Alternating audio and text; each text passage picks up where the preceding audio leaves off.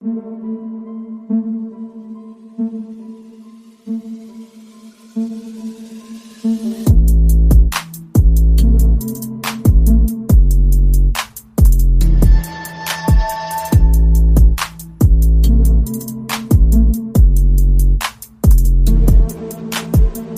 and welcome to the Andrew Wiggins episode of the Hoop Theory Podcast, aka episode 114, which is in honor of him being the first overall pick in the 14 draft. Recording this one on the afternoon of Wednesday, May 14th in the year of our Lord 2025. My name is Logan Wertman, and unlike usual, I'm actually not joined by my co-host Jacob Roth. He actually doesn't even have a computer right now, I guess, so he hasn't been able to join me for any podcast episodes recently, and I decided, I just got to go ahead and do a solo episode. I'm not fond of doing solo episodes, but, it's been a month now, a day over a month since you've last heard from us, and the playoffs have been going on this entire time. So I just felt like it was a crime for us not to have an episode, get put out at all for this entire playoffs so far. So I just got to do it. So here we go. This will be a little bit of I don't know if I'll do a shorter episode here or if I will just kind of record this section and then continue later on when I have some more time to hit on some more topics and, do a double episode. Who knows? We'll see. You'll probably be able to tell if this episode is like an hour or something like that, then it's probably not just me in this spot, in this location. Well, it will be in this spot, but not at this time, not at this day, probably not on this day. But anyways, before we get into anything, thank you guys for listening. Please be sure to hit us up on Patreon or buy me a coffee if you'd like to support us. That's patreon.com/hoop theory and buymeacoffee.com/hoop theory. All of our links can also be found in the description of both the show and the episode, wherever you're watching or listening to this. We would also greatly appreciate it if you would rate the show, leave a like or a comment. Of course, be sure to subscribe and follow the feed. And lastly, we'd also love it if you sent something into our mailbag for us to read and react to, basketball related or otherwise. You can send those over to hooptheory.mailbag@gmail.com. I actually need to check the mailbag. I haven't done that in quite a while. That would have been a decent thing to do for a solo episode, but we also have lots of other stuff to hit on. And I honestly don't have a plan on what I'm going to hit first, where I'm going to go first with this. So we'll see where this goes, I guess. Last night, the Thunder went up 3-2 in the Denver series. For those who have watched the show before or listened to the show before, you know that I'm a big Nuggets fan, a lifelong Nuggets fan.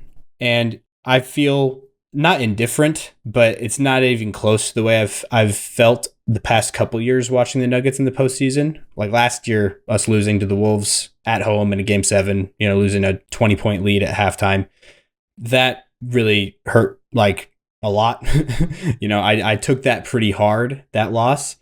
But this season, I don't feel like I'm going to take a loss near as hard just because we're playing with house money. I feel like so far, this is it's helped Jokic's legacy for the most part. Although he hasn't had his best postseason, he's had borderline his worst in terms of just his numbers. And like efficiency and whatnot. But also he's been going up against some pretty insane defensive schemes, defensive teams with the Clippers and then the Thunder back to back. The two best defenses in the world, basically. And the Thunder, the best defense of all time this season. Obviously, they don't have the personnel that you would think would be a Jokic stopper one-on-one. But a lot of national people I heard talking about like this series was going to be easy for Jokic. And I just never really saw it that way just because as an entire team, I knew it was going to make life like a nightmare for Jokic in terms of the way he usually likes to wheel and deal to people, to cutters, and also people getting the ball to Jokic in general. And then also the way that the Clippers were able to play just so physically in that series last round, I was like, if that continues into this round, that's going to be ugly as well. And that is exactly what has happened with the Thunder just being able to inhibit Jokic's freedom of movement whenever they really want to, for some odd reason. I'm not sure exactly why they're allowed to do that. There's lots of plays with Alex Caruso or Luguentz Dort guarding Jokic where they're just literally grabbing him, like bear hugging him from behind, essentially. just things like that. There was that clip last night that went pretty viral of Jokic trying to run past Jalen Williams, Arkansas Jalen Williams, and Jalen Williams, put his arm out and stopped him. And then Jokic stood there to try to show, like, hey, he's literally holding me right now, and tried to run through it. And like he just stood there for a while, was like, is this really not going to be called? And then decided to show that if he wanted to run the direction he was wanting to run, then he would not be able to. I know, obviously, he could have gotten out of it if he wanted to. I understand that. For all the people that are acting like that was a deserving offensive foul on Jokic, that's what they gave the play, was an offensive foul somehow. People acting like he was hooking him, like he just kept his arms where they were when Jalen Williams armbarred him.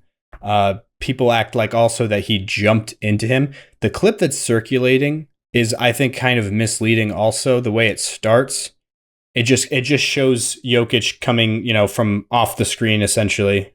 Screen as in like the screen of your phone, not a pic. But I don't know why I needed to clarify that. But he's coming, off of the side of the screen, and he does like this swim move.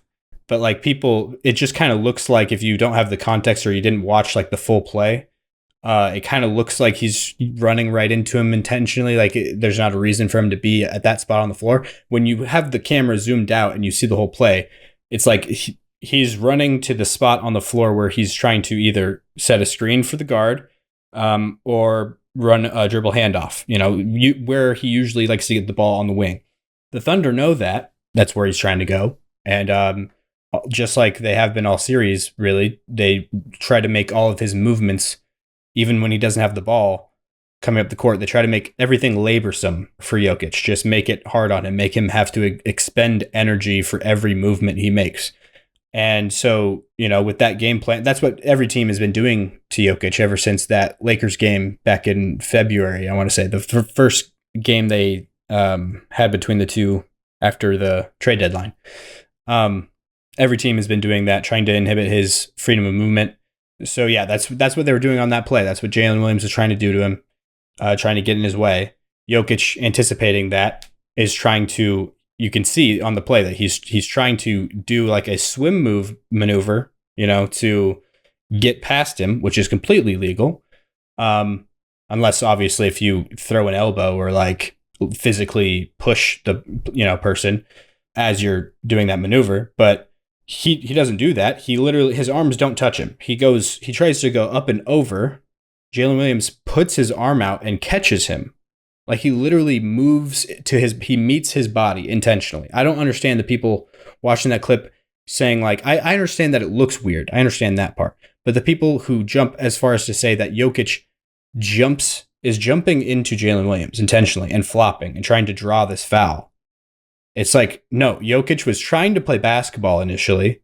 Jalen Williams is doing the thing that he's been doing all series, and Jokic is very frustrated by not getting calls for, literally being pushed when he's just trying to move to a spot, like pushed in the front. I get when you're trying to seal somebody, that's different. You're expected to have some contact there, going back and forth.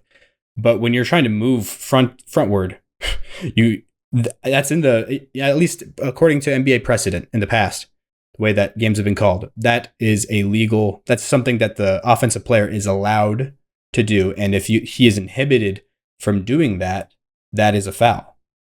So I just don't understand, like literally by the definition of that, it should be a defensive foul. But yeah, so yeah, then Jokic gets offensive foul for making a scene out of it, I guess. It makes for a pretty funny clip. But yeah, I just wanted to say that for all the comments. I don't know why I get angry at comments, but I just do sometimes on Instagram and stuff, just the disconnect from what people think is going on versus what is actually going on. But anyways, moving on, trying to get back to this game, I guess, or this series. I'm not going to be too upset with either outcome. I picked, for anybody who watched my playoff prediction video doing my bracket, I picked this series to go 6 and for the Thunder to win it. which is very possible still. Obviously, I would love for the Nuggets to win win the series. This playoffs is getting so weird. If the Thunder lose also, that's going to be just insane. Like literally the best three teams or the top three, honestly four if you want to throw the Clippers in there, five if you want to throw the Lakers in there. For like before the playoffs started, the top five teams that people thought could win the championship. Nuggets were probably sixth, maybe somewhere in there. But anyways, depending on who you ask, obviously. But those five teams are all going to be out, assuming the Celtics lose now that they don't have Jason Tatum, who's suffered a torn Achilles, which I wasn't really planning on getting into right now, but I will at some point at least. But what I'll say for that right now is just prayers up to him, obviously. Very unfortunate. Yeah, so if they lose, they would be out. And then the Thunder, if they were to lose to this Nuggets team, which I just think it's insane that this is where we're at with the amount of physicality that they've allowed to use on Jokic, the amount of not great Jokic games we've had. Just with all of those things, it's crazy that this is where we're at with the Nuggets. They were leading the series at one point and still are in position. They're still in it. They're giving the Thunder a real series right now. Whether you want to believe that or not, I think everybody agrees with that. I don't know if anybody would disagree. I do see some people calling the Thunder like the most overrated one seed of all time. And it's like literally in the same world as this is the same season the Cavs have the one seed in the East. And you saw what just happened to them. They lost in 5 games to the Indiana Pacers somehow, which no disrespect to the Pacers. Sorry, I hit my mic there. No disrespect to the Pacers. They have really showed up this postseason, playing way better than I was anticipating. I was not super high on the Pacers coming into this. I felt like I was about as high as consensus, though. I like the Pacers as much as the next guy, I guess, but I was not expecting that. Don't even really fully understand it, how that collapse even really. I mean, obviously they were banged up, but that wasn't the reason. That even without the injuries that were kind of minor. Wow. That was a loud groan. I'm sure that got picked up on the mic. My dog just groaning in the background there. Sorry about that. What was I saying? The Cavs, yeah, their collapse is just insane. I don't understand it. Even if they weren't injured, like they had pretty minor injuries. I just don't think that was the reason, obviously, for this type of a collapse. But anyways, yeah. So the people calling the Thunder the most overrated one seed of all time, I just think is ridiculous. To be honest, it's not like they've been playing like their absolute best basketball in this Nuggets series, but I honestly think it's more of a credit to how well the Nuggets have played in this spot. I'm just surprised kind of by, not necessarily surprised. I obviously knew this was in the Nuggets, and I've been in the camp of not necessarily pro that feels a little bit far, but I wasn't really I wasn't outraged by the firing of Michael Malone in terms of the timing of it, as much. Like I didn't like the fact that it was a disrespectful look and whatnot. Understood all that. But in terms of for this team, what's best for this team this season, I did feel like that was probably the best move for, just timing wise. It really lit a fire under the Nuggets, kind of boosted them, give them a shot in the arm heading into the playoffs. I really do think that was the case. And I thought, honestly, I felt like that was like the most maybe optimistic result, but that was like the thing that I was envisioning, happening. I was hopeful for, I guess I'll say it like that. And that is delivered for the most part, it's just crazy how many minutes everybody's been playing. We're down to playing really 6-7 guys. Peyton Watson has played well overall in the postseason in his very limited minutes.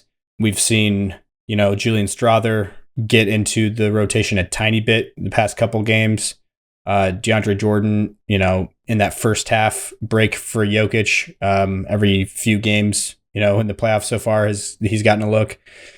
But yeah, nothing has stuck at all. Peyton Watson is really the only guy other than Russ coming off the bench that has worked. And Michael Porter Jr., just about like every other game, is unplayable.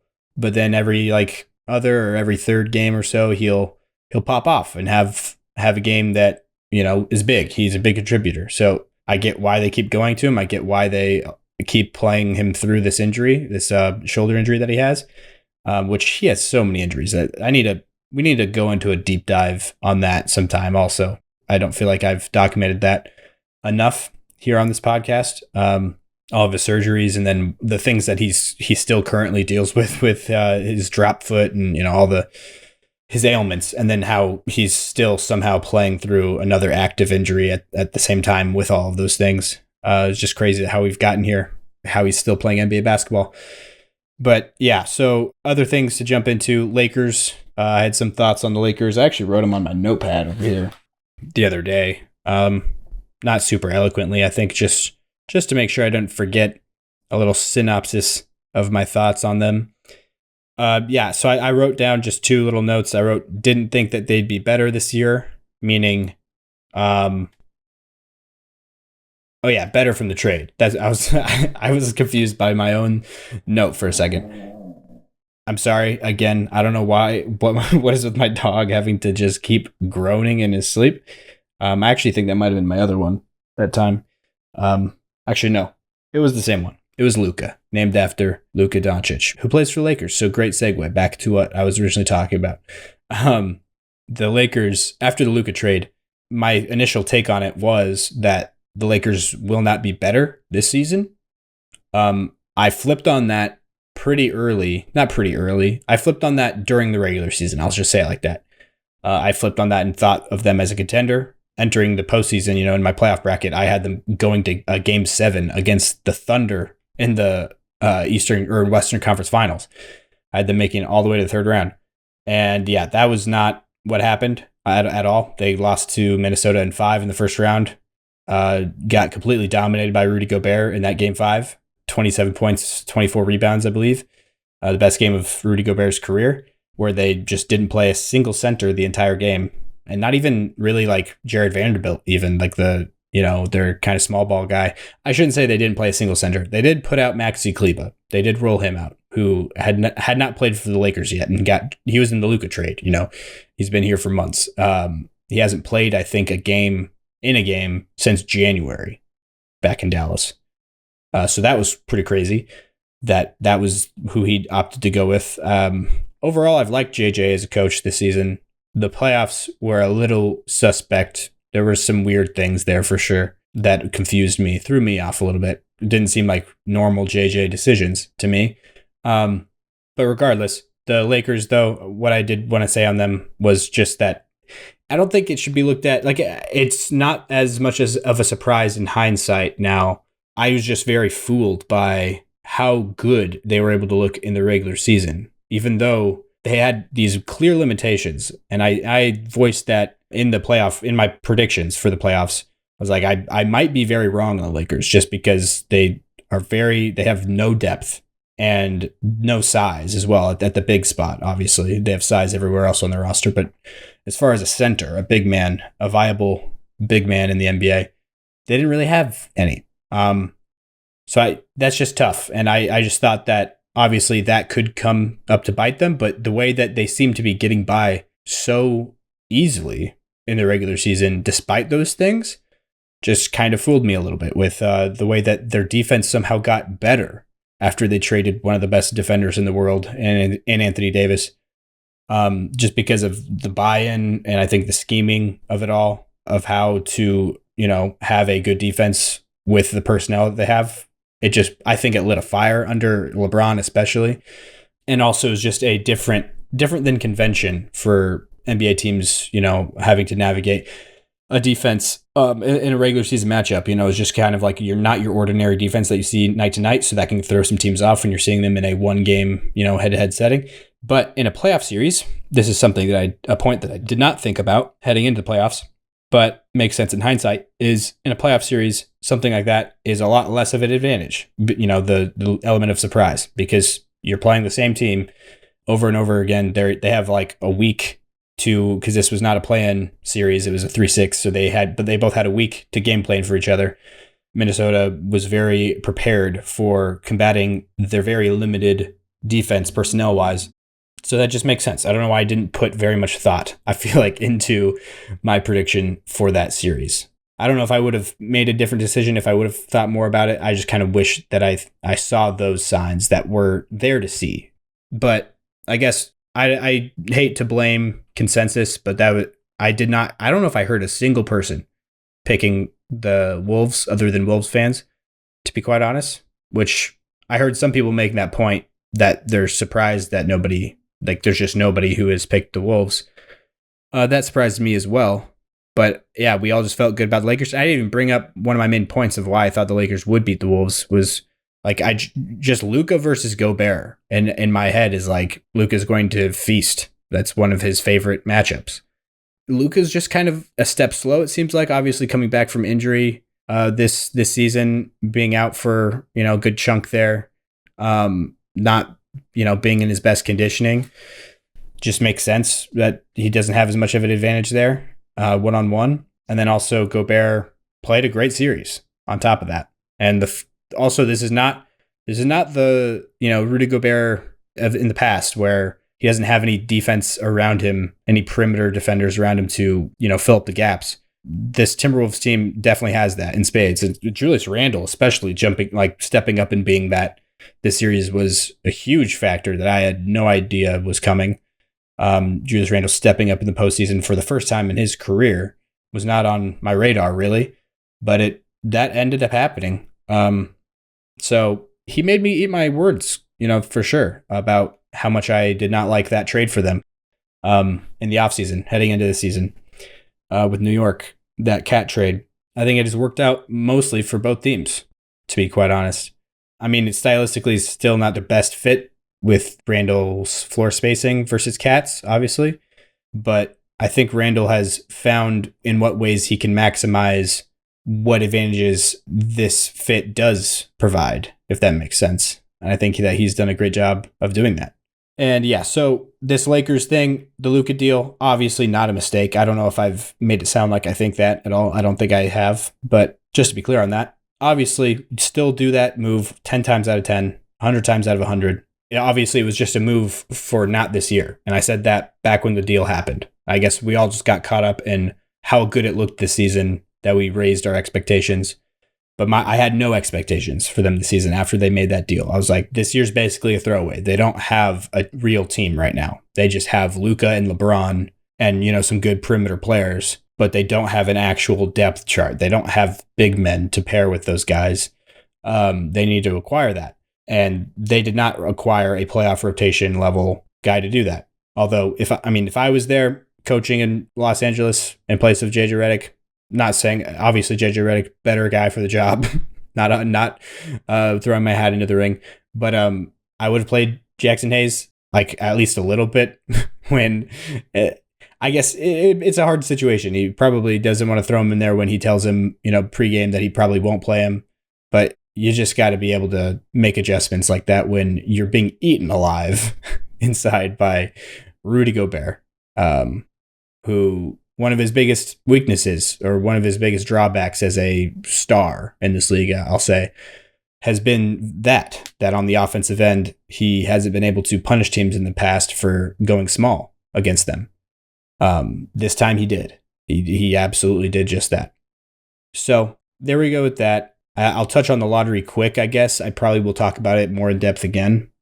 But since we're talking about the Lakers, the the NBA draft lottery that happened the other night, just insane work by the league. It makes me, going back to another one of my initial takes after the Luka trade, was that I thought like what made the most sense to me at the time. I kind of didn't really revisit this take that much, but this is all I could think about back when it happened, was that the league manufactured this move.